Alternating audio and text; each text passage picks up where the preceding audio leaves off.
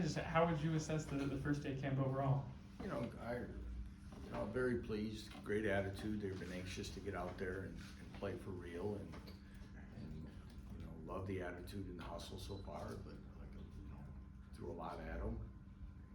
It's a good first day, a first step. Got a lot to work on yet, but I like where it's trending.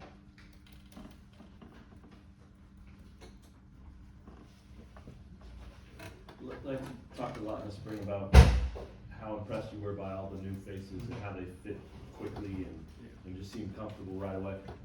One, what advantages does that give to you at the start of camp, so you don't have to go through that or even wonder about that? Yeah, and on that, Matt, certain positions, again, you could see that guys are definitely more comfortable this time than they were the first days of spring and things like that.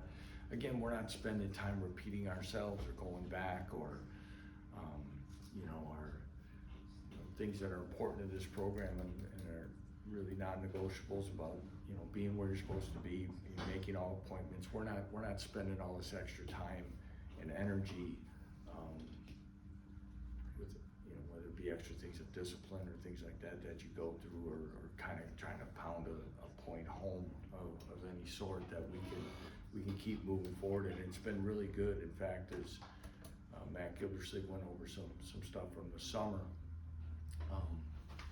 Even on our academic front, we didn't have any missed appointments, missed classes, doing those things, and he's got comparative numbers to what we walked into and how we continue to kind of whittle that down. And it says a lot about our leadership and getting guys to understand, but it also shows we're very pleased with the type of player that we've been able to bring in through the portal. Yeah, and the second part of that is some of those guys are old, just portal-wise, right, and been around and vets and all that. Have you seen, as they kind of were comfortable right away in spring, and then now you don't even have to worry about it, have you seen those guys kind of shift into leadership type of roles? Is that possible? There's been guys that definitely have done that, and probably one that's probably stands out is Justice Finkley, is really just in his mannerisms and how he's gone through things, and well respected by the team early here, and he's kind of moved into one of those roles. Lyric Rawls is another one I think that has done that. DJ Graham has done a great job there as well. So we have guys. As always, when I mention some, I end up leaving somebody out of it. But all in all, I'm pleased with where it's at, and I wouldn't be surprised as we move towards some things at the end of camp when we announce captains that there could be a guy like that in that group because of how they've fit in, but also gain respect throughout the locker room. Coach, kind of building off that, with all the new faces and playing a week earlier, is there added importance on these couple of weeks that you can't figure out in the spring that you can really drill in right now? Yeah, I think again, I'm sure the question's coming somewhere in this interview, but Jalen's out there full speed, taking every rep, doing everything, getting that back on track, and the continuity that we missed last fall camp is definitely there, and getting people working together, timed up. We have good continuity, and Bryce Foster's not practicing right now, but will be shortly. Getting all that kind of going here as fast as we can. The thing about it is,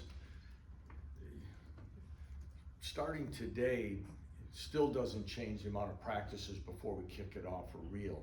It's down the road is what really makes this a longer season. So preparation time, where it really kind of makes it difficult, is it's one less week of summer weight room and conditioning time. So you've got to balance that in all your thoughts on how we're going about it, our workloads and things like that. Lance, do you have any more specifics nailed down on when you might practice inside the stadium?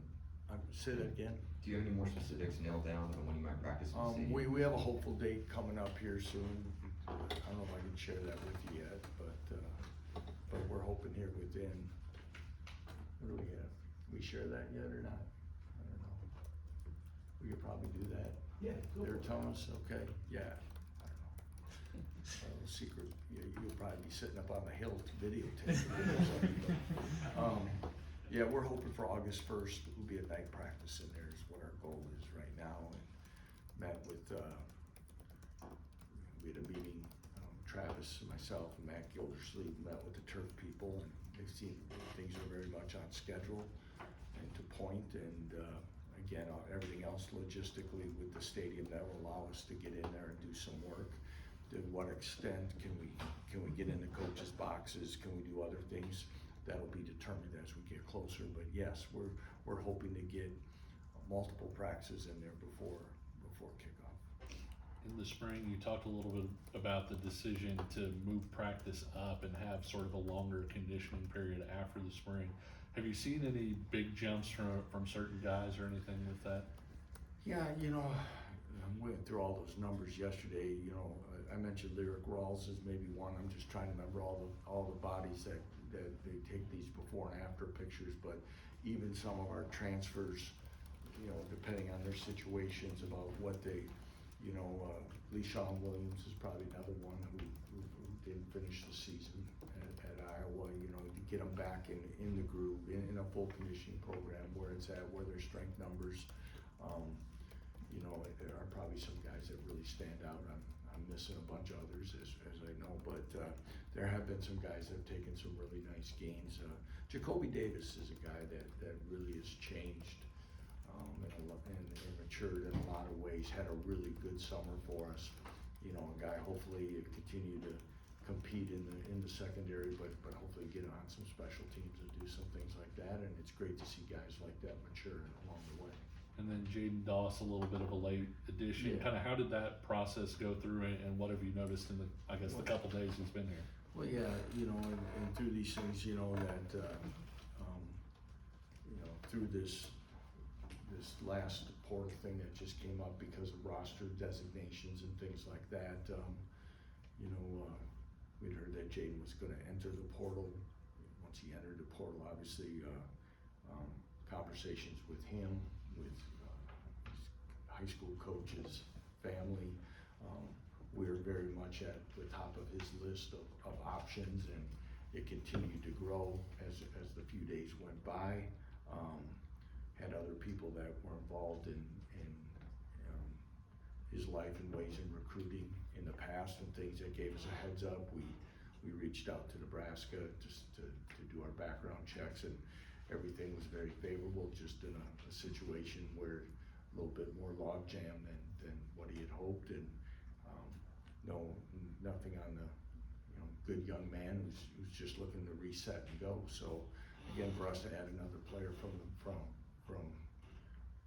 being local and those things is important to us as we continue to do it, and a player of his caliber that we feel has a bright future, continues to develop, is just too good an opportunity to pass up. Bryson Canty reported Yep. over the summer. He was one that wasn't around for spring.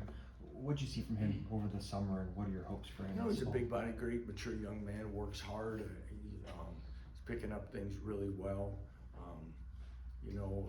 Didn't go through spring anywhere, so again, trying to be cautious that, between conditioning and practice, like expectations on how we go through, it's kind of gone through. But again, really like the young man, think he's gonna fit in really well to what we do. And with Bryce missing the first however long week of practice or so, what does that mean for the offensive line as a whole, and what sort of opportunities does that create for other players? Well, a guy like Tyler Mercer's going to get a lot of work. Again, Tyler played a lot at North Texas last year.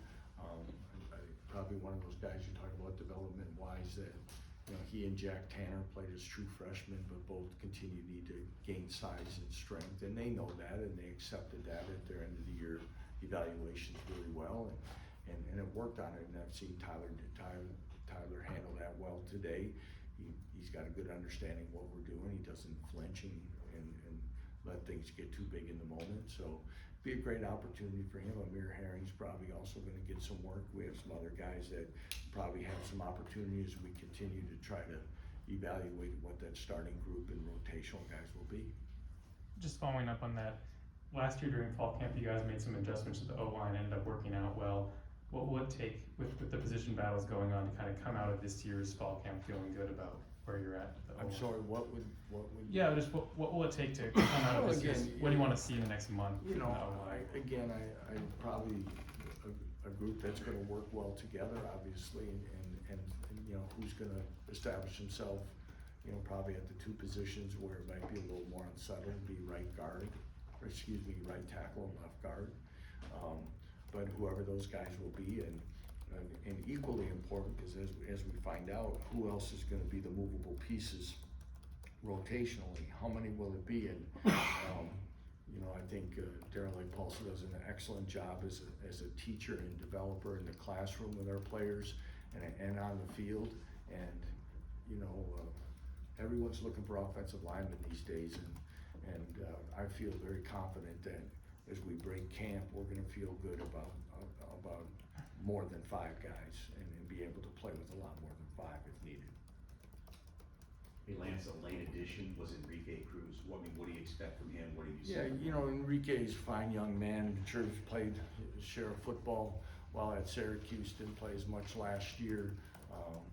Again, that maturity and understanding, but has played a lot of Power 4 snaps, and again, brought in here to compete to win a starting job, and he understands that. And he's, you know, when you guys get a chance to meet with him, he's, you know, great personality, nice young man, fits into what we're doing. And that kind of goes back to that earlier thing about some of the newcomers. You know, we don't have guys coming in trying to think that it's all gonna revolve around them. They wanna be contributors, they wanna, you know, work hard and go do it. And I see Enrique being one of those guys. There's been so many years where people look back over KU and there's not a lot of depth at D tackle, and it looks like that's definitely changed. What's your thoughts on that group? Yeah, you know, equally with what's happening, you know, I talked about the O-line needs and stuff, and that seemed to be a big thing in the portal this second window that we had. But in all my years of coaching, everyone's always looking for D-line. You're always wanting more bodies. You're always trying to develop and go. We're fortunate to have a fair amount of guys that have played, and you know, between DJ and Tommy and Blake have played the most football. Keenan Caldwell's played. Keenan's had, you know, I talk about guys, Keenan had a great summer, and it's really been fun to watch him kind of mature and grow through the process, you know, through his time here. Gage Keys has played a fair amount of football, but the one that's probably improved the most in strength and other things and what he's doing as a young man is Marcus Kelvin. So we feel good about those things, and as we know, it's a rotational position, and it's a physical position to play, and guys wear down as the season goes, so we're gonna need everybody. Coach, obviously, all the players and coaches have been around all this construction on a daily basis. But could you offer some perspective on today being the official opening of camp in the shadow of this new stadium? Some perspective on where things have come in your time here. It's probably the biggest thing I have noticed right now. My wife said it to me last night. She asked me if I washed my car, and I said no, and I hadn't washed it like for a week. But with all the construction and things blowing out, my car was always dirty, and washing it would just be dirty the next day. So the progression of what's happening has been a nice thing of going changing. That we're getting closer to this thing being completed. Is that the months and year that it's gone through, but it's been neat. It's a great backdrop. You know, we see the photos all the time. Our guys are excited. I mentioned with going on the field yesterday with Travis, and that you know, some of our players, you know, leaked out there and stuff just off to the corner and started taking videos. Guys are excited, and I hope our fans are excited about it, because it is definitely a game-changing structure for us. It's a program statement. It's everything that's needed. It's going to be exciting. You know, I think it'll be something as we get closer and we go practice in there and it becomes a reality. It's going to be something special. Thank you. Coach, what's the running back room going to look like in the post Devin Neal era, and what's Daniel Highshot playing? Yeah, you know, you know, glad you asked that, because, you know, watching Daniel Highshaw kind of emerge out of the shadow of Devin and never taking any away for, we all know what a special person Devin was for this program and university and community, but it's been also invigorating, I think is probably a good word, to watch Daniel Highshaw kind of see that he has this opportunity, and that's this program believes in him. and he's become a more vocal leader. He's worked on being a leader in many different ways. So I'm excited for him, and really, I say much like I say about Jalen, guys who have battled injuries in this program and things. You know, you're extra pulling for them in those instances. Le'Shawn Williams, I think, is a great compliment and gives us two physical running backs. And Le'Shawn's one that would admit that, you know, he's kind of told us he's got a new lease on football and everything, and really probably didn't come here in the greatest of shape, and really had to, you know, from where he was in practice one in the spring to where he ended up, and now where he's at is really leaps and bounds. So I'm really excited for him. Harry Stewart's back practicing today. Johnny Thompson, and then John Kelly, Justin Thurman are two young players that have a lot of ability. It's all new to them, but they're hustling and coachable, and I think it's going to be a position of depth. With the departure of Kobe, Mello, and others from the room, the quarterback room is very different from previous years. What are you hoping to see with some of the additions you brought in and some of the guys who come back? Again, I think it'll be a competitive room. I think with that, we were excited when we recruited Jalen Todd and Austin Alexander and what they were going to bring, and they have not disappointed us in any way. Obviously, I think maybe expectations of the program and where we're at is different than it was in the 21 season when those guys were playing as freshmen. But I do feel there's probably some similarities of maybe having some younger guys. But DJ Graham is an experienced player, and he's played a lot of college football, and he's going to definitely add to that room with experience and abilities. Jaleel Hurley, again, he's got a lot of ability and talent. He's got great length, and so I look for that to be a position that we're going to be. It's going to be competitive, and it's going to be multiple guys playing. And I mentioned some of the other guys early as well, that, you know, Jacoby Davis, you know, Croft, and a few others will also add there, not on special teams. So it's a room. Yeah, you get comfortable with guys that have played tons of football for you, but I don't think the cupboard's bare there. Anything else for Coach Leipold? All right, thank you, everyone.